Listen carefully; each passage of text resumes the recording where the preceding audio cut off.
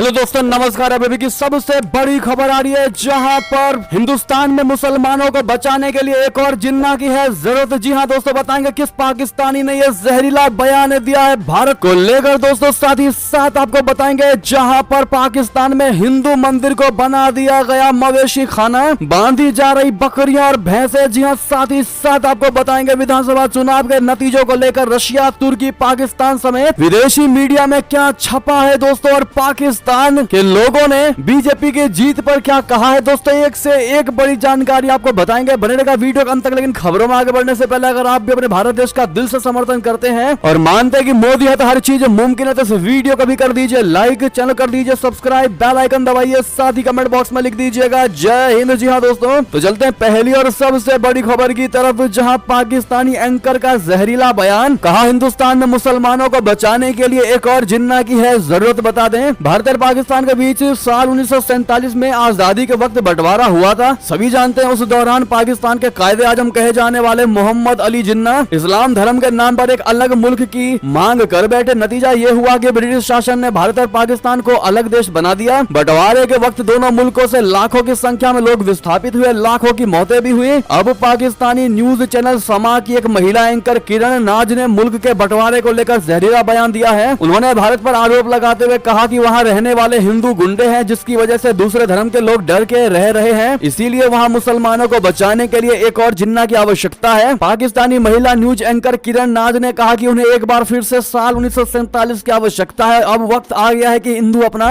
वतन लेकर अलग हो जाएं, ताकि दूसरे धर्म के लोग, चाहे वो मुसलमान हो या ईसाई, शांति से रह सकें। हिंदुस्तान को एक बार फिर बांट दो और तोड़ दो की जरूरत है, इसके लिए भारत को एक और जिन्ना की जरूरत है। जी हाँ दोस्तों, बता दें आपको कि पाकिस्तान का बंटवारा ही इस्लाम धर्म के नाम पर हुआ था। इसका नतीजा यह है कि आज के वक्त में वहां रहने वाले अल्पसंख्यकों की आबादी ना के बराबर हो चुकी है। एक रिपोर्ट के मुताबिक आजादी के वक्त पाकिस्तान में रहने वाले हिंदुओं की आबादी 21% थी, जो आज 1% से भी कम रह गया है। और उल्टा पाकिस्तान ही भारत पर आरोप लगाता है कि भारत में अल्पसंख्यक सुरक्षित नहीं है। और दोस्तों जिस प्रकार से ये बात और जहरीली बयानबाजी की गई है कि एक और जिन्ना की आवश्यकता है भारत को बांटने के लिए, भारत को दो टुकड़ों में और बांटने की आवश्यकता है, जैसा जो बयान दिया गया है, अगर आप भी मानते हैं कि ये बर्दाश्त करने लायक बिल्कुल भी नहीं है, क्योंकि भारत का ही हिस्सा पाकिस्तान है। लेकिन आज वहां पर क्या स्थिति है दोस्तों, अल्पसंख्यकों की आप सभी के सामने सारी चीजें, उसके बावजूद भी जिस प्रकार से पाकिस्तानी एंकर के द्वारा ये बयान दिए जा रहे दोस्तों, इसका आप लोग करारा जवाब जरूर दीजिएगा कमेंट के माध्यम से। कहते हैं कि रस्सी जल गई पर बल नहीं गया, वही वाली स्थिति नजर आ रही है पाकिस्तानियों की, पाकिस्तान के एंकर्स की। दोस्तों इनके बयानबाजी से क्लियर दिखाई दे रहा है कि प्रधानमंत्री नरेंद्र मोदी जी की जो पार्टी बीजेपी पार्टी है, उसने जो 3 राज्यों में चुनाव जीते हैं, वो कहीं ना कहीं पाकिस्तानियों को चुभ गया है। जी हाँ दोस्तों, यही कारण हो सकता है कि बयानबाजी की जा रही है। अगली खबर की बात करें, जहां पाकिस्तान में हिंदू मंदिर को बना दिया गया मवेशी खाना, बांधी जा रही बकरियां और भैंसे। बता दें, पाकिस्तान में एक और हिंदू मंदिर का वीडियो वायरल हो रहा है, क्योंकि इस मंदिर में जहां कभी पूजा होती रही वहां अब मवेशी बांधे जाते हैं। इससे कुछ दिन पहले इस सादिकाबाद में श्री कृष्ण मंदिर को मस्जिद और मदरसा में बदल देने का वीडियो वायरल हुआ था। ताजा वीडियो उस मंदिर का है, जिसे अब मवेशी खान यानी कि एनिमल फॉर्म बना दिया गया है। वीडियो सामने आने के बाद इंटरनेट पर सवालों की झड़ी लग गई है। पाकिस्तान के सादिकाबाद, अहमदपुर, लुम्मा शहर में मंदिरों को कन्वर्ट करने के कई मामलों ने लोगों को आक्रोश में डाल दिया है, लोगों का आक्रोश बढ़ा दिया है। कुछ दिन पहले ही इलाके में एक श्री कृष्ण मंदिर को मस्जिद और मदरसे में तब्दील करने का वीडियो सोशल मीडिया पर वायरल हुआ था। उसी शहर में एक और मंदिर के कन्वर्जन का वीडियो सामने आया है। इसमें मंदिर को एनिमल फार्म बना दिया गया और उसमें भैंसों का तबेला चलाया जा रहा है। सोशल मीडिया प्लेटफॉर्म एक्स पर यह वीडियो तेजी से वायरल हो रहा है। इस वीडियो ने सवाल खड़ा कर दिया है कि कैसे पाकिस्तान में मंदिरों का संरक्षण किया जाता है, पाकिस्तान किस तरह से धार्मिक विविधता और सांस्कृतिक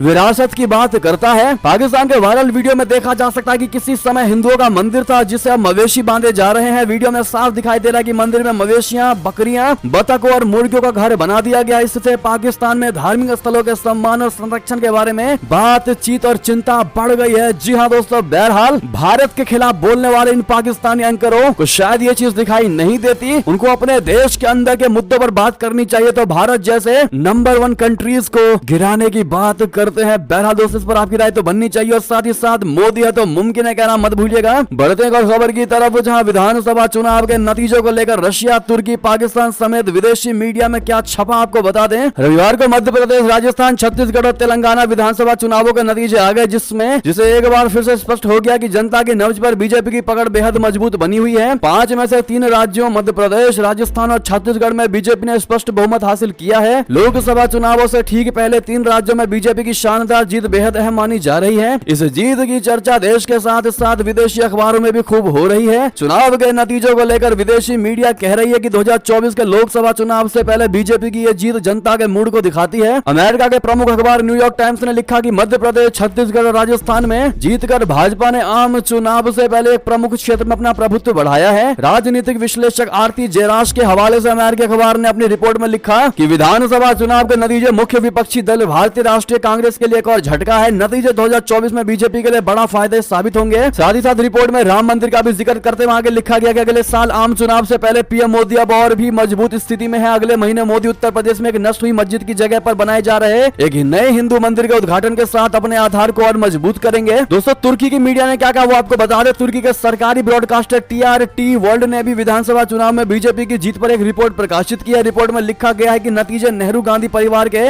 राहुल गांधी के लिए एक बहुत बड़ा झटका है। ये तो दोस्तों रही अन्य देशों की बात, लेकिन पाकिस्तान की बात करते हैं, जहां बीजेपी को 3 राज्यों में मिली धमाकेदार जीत पर पाकिस्तानी अवाम ने क्या कह दिया कि जिसकी चर्चा होने लगी बता दें। पाकिस्तानी अवाम ने भारत में बीजेपी को मिली जीत पर कहा कि वहां की जनता अपनी सरकार के प्रति वफादार है, वहां की सरकार भी अपनी जनता का ख्याल रखती है, वहां पर पाकिस्तान की तरह से भ्रष्टाचार नहीं है। पाकिस्तानी अवाम ने अपने देश की सेना पर निशाना साधा। पाकिस्तानी अवाम अपने हुक्मरानों के रवैये को लेकर खासा नाराज दिखाई दी। उन्होंने कहा कि हमारे नेता ने जनता के मन में ये बात बिठा दी है कि भारत हमारा दुश्मन है, लेकिन ऐसा कुछ भी नहीं है। वहाँ के लोग अपनी सरकार के लिए अच्छे हैं। दूसरी ओर पाकिस्तान में नाम की सरकार है और सारा काम फौज के लोग करते हैं। दोस्तों, अगली खबर की बात करें, जहाँ अमेरिकी जहाज ने की बड़ी घुसपैठ, अपने पर बात आई तो रोने लगा चीन। बाइडन ने दिखाई ताकत। बता दें, चीन की सेना ने दावा किया है कि अमेरिका के एक नौसैनिक जहाज ने विवादित द्वीप सेकंड थॉमस शोल के करीब समुद्र में अवैध तरीके से घुसपैठ की है। यह द्वीप चीन और फिलीपीन के बीच क्षेत्रीय विवाद का प्रमुख कारण है। चीन के पीपल्स लिबरेशन आर्मी के साउदर्न थिएटर ने एक बयान में कहा कि इस घुसपैठ के बाद यूएसएस ग्रेबियल ग्रिफोर्स पर नजर रखने के लिए चीन के नौसैनिक बलों को तैनात किया गया। अमेरिका की ओर से अभी तक इस पर कोई टिप्पणी नहीं की गई। चीन और फिलीपीन की नौसेना और तटरक्षक बल के जहाजों के बीच हाल के दिनों में सेकंड थॉमस शॉल के आसपास बार बार टकराव हुआ है। चीन ने फिलीपीन को जर्जर अवस्था में पड़े एक जहाज की मरम्मत करने से रोकने की कोशिश की है, जिसे उसने 1999 में एक सैन्य चौकी के रूप में तैनात किया था। साथ ही साथ आपको अगली खबर बता दें, जहां क्या अंजू का है आईएसआई से कनेक्शन। नसरुल्लाह की फातिमा ने बताया पाकिस्तान में क्या क्या हुआ, जाना पड़ गया था थाना। दरअसल भारत से अपने फेसबुक वाले आशिक नसरुल्लाह के लिए पाकिस्तान जाने वाली अंजू वापस लौट आई है। भारत आने के बाद ही वो गायब हो चुकी है। दोस्तों, वो पहले दिन से ही गायब है। अंजू कहाँ है इस बात की कोई सही जानकारी नहीं है, लेकिन इस बीच अंजू ने एक इंटरव्यू दिया। इस इंटरव्यू में उन्होंने पाकिस्तान जाने से लेकर वापस लौटने और आईएसआई से कनेक्शन तक पर अपनी बात कही। अंजू ने कहा कि वो जानती थी कि उसे पाकिस्तान नहीं जाने दिया जाएगा, इस कारण उसने झूठ बोला था। अंजू ने कहा कि वो बॉर्डर पर पहुंचने के बाद इस बारे में अपने घर वालों को बताना चाहती थी। बॉर्डर पर सिक्योरिटी के लोगों ने उसके पिता, पति और भाई को फोन लगाया, लेकिन किसी का भी फोन नहीं उठा। अंजू ने कहा कि पाकिस्तान जाने के बाद जब वो नेटवर्क में आई तो उसने अपने घर वालों को फोन कर बताया था। नसरुल्लाह ने निकाह और धर्म परिवर्तन करने को लेकर अंजू ने कुछ भी बोलने से इनकार कर दिया। उसने कहा कि ये उसका पर्सनल मामला है, जिस कारण वो इसे तूल नहीं देना चाहती। जी हाँ, ऐसे में पाकिस्तान की खुफिया एजेंसी आईएसआई से संपर्क होने पर अंजू ने जवाब दिया। अंजू ने कहा कि उनका कोई भी कनेक्शन नहीं है। वो 4 महीने से वहाँ रही, लेकिन ऐसा कोई भी इंसान उनसे आकर नहीं मिला जो आईएसआई का हो। अंजू ने आगे कहा कि यहाँ से जाने के बाद औपचारिक रूप से अपर दीर की पुलिस को यहाँ आने की सूचना दी गई थी। वहाँ थाने को जानकारी देना नियम है। वहीं वापस आने को लेकर क्या पूछा गया, इसकी जानकारी भी उन्होंने दी। जी हाँ दोस्तों, ऐसे में अगली खबर की बात करते हैं, जहाँ राजस्थान में चुनाव जीतते ही एक्शन में आए बीजेपी विधायक महंत बाल मुकुंद।